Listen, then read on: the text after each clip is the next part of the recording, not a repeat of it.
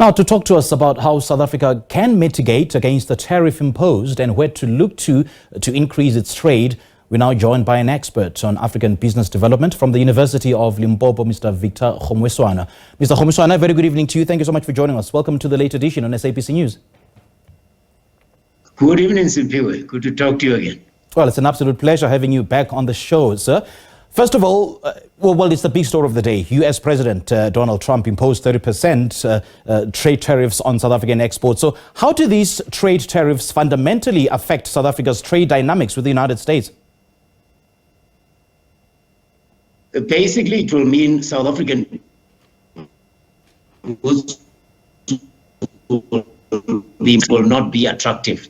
They will not be imported. If suddenly you are buying something from anywhere in the world, it's 100 Rand, and you get slapped with a 30% tariff, it means from 100 Rand, it will immediately cost 130 Rand, which means that there will be other better priced goods from elsewhere in the world, or it just won't be worth your while to import them. So additional tariffs make goods more expensive to import and less competitive, which means they will cut down the volume until there's virtually no trade happening between the two countries or the two regions.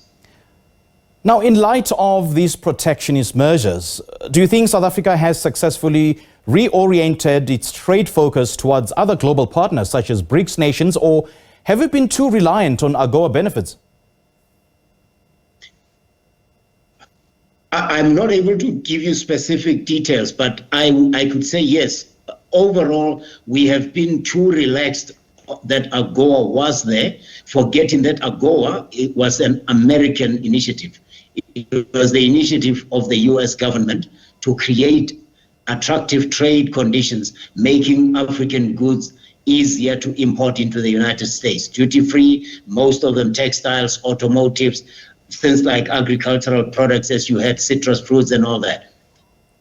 Unfortunately, there's something in business called concentration risk, Simpiwe. That if you have one client or one customer who buys the bulk of your goods, you are always running the risk. If that one customer should either go bankrupt and not be able to buy from you, change their minds about whether or not they want to do business with you, or maybe other competitors come into the market and offers them better prices or better conditions. So yes, South Africa, you can say, has not invested as much in doing business with the rest of the continent as it has done with Europe, as it has done with the US, and there's a price to pay for that. And unfortunately in business, you can't sit and mourn or weep that you have lost your market entry or market access to the United States. You've got to make a plan. But if you look at the broader pictures in PUA, you'll find that every point on the African continent where the US has either stopped doing trade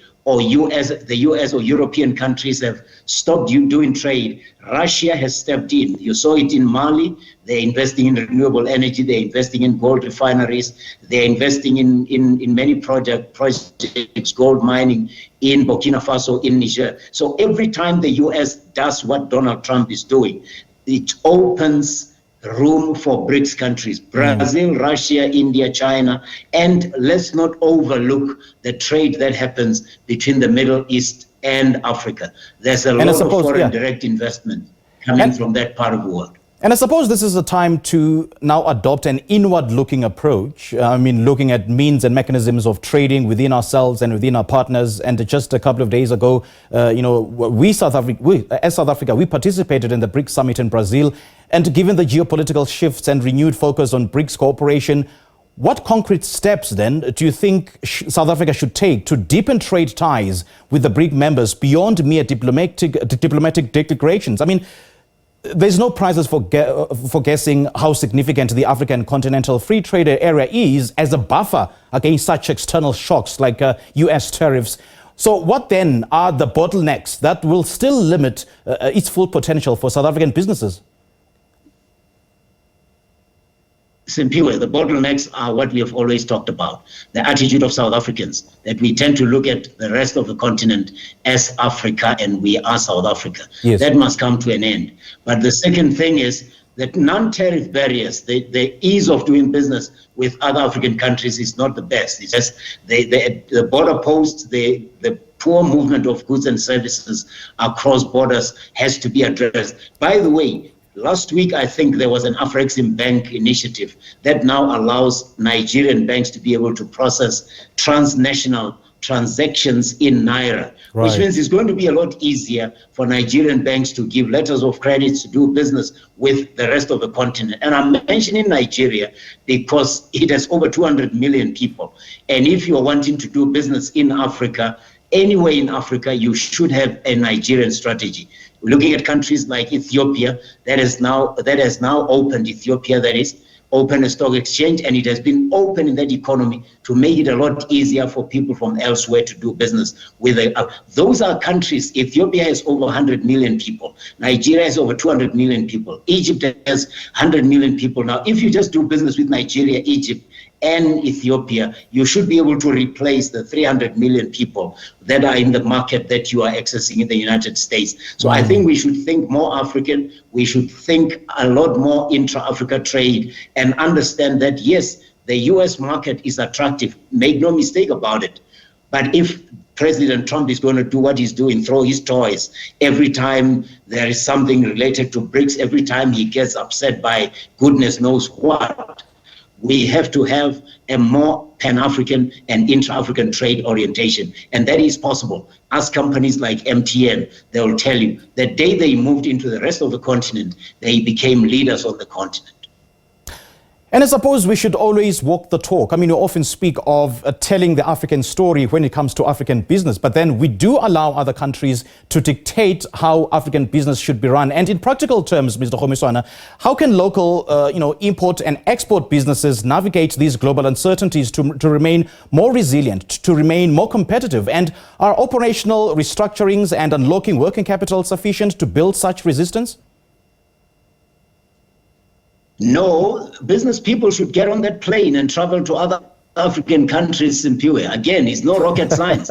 Catch the flight. Most countries on the African continent are less than 6 hours away from Johannesburg or Cape Town or Pretoria, wherever you're flying from. So maybe people should stop believing people like myself telling them how great the African continent is or how attractive it is to do business in, and get on the plane and see for themselves. They will be pleasantly surprised 9 out of 10. And I suppose that speaks to what you've always spoken about, Mr. Kgomoeswana. I mean, you often speak of African corporates needing to adopt an Afro-optimist mindset. Having said that, how do you reconcile that with the current geopolitical and the geo-economic headwinds that are mostly beyond their control? Which political headwinds are you referring to? You mean changes in Mali and Burkina Faso and places like that? Precisely, and the impact that those tensions have on African business. Listen, man, go to Burkina Faso, ask an Australian company called Western. They have made a deal with the government of Ibrahim Traore as we speak. Yes. He said to them, you are paying royalties of 10%, I want 15%. They said, deal. All we want in business, all most business people want is certainty.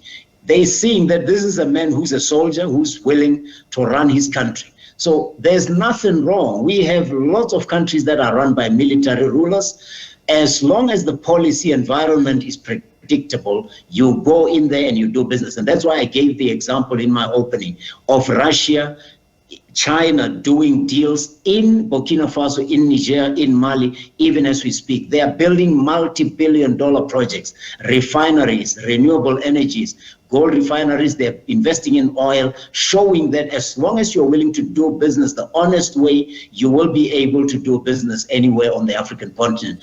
Uncertainty is part of business, but in business, everybody will tell you, you don't avoid risk, you manage it. Absolutely. Mr. Victor Kgomoeswana, great chatting to you, sir. Thank you so much for joining us. It's been a pleasure. Thank you.